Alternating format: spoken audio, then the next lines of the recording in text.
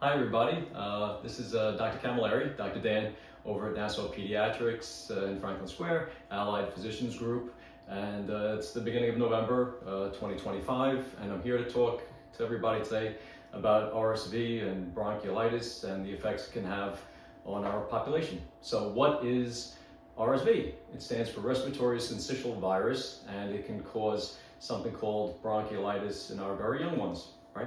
So RSV typically doesn't cause any harm. In many cases, 100% of people will get RSV by the time they're 2 years of age. Just causes a common cold, and most people will get over it.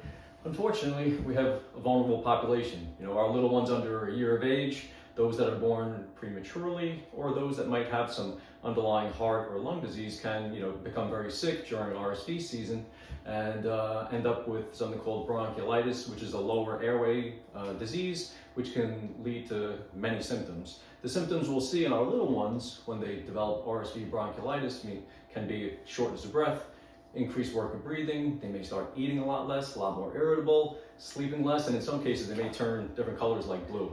Obviously, if your child is having symptoms like that, you want to get medical intervention as quickly as you possibly can.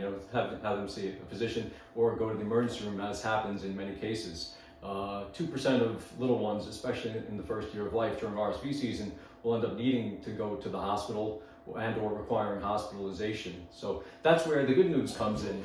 We do have some interventions now which can help prevent hospitalization. So for our little ones, there's a long-acting antibody for newborns that we have been giving the last few years, and it's decreased hospitalization tremendously. So your baby can get that before they leave the hospital, or if they're under 8 months of age during the RSV season, which we're in right now, from October 1st till February, March. For expectant moms, they can also get it when you're 32 to 36 weeks pregnant.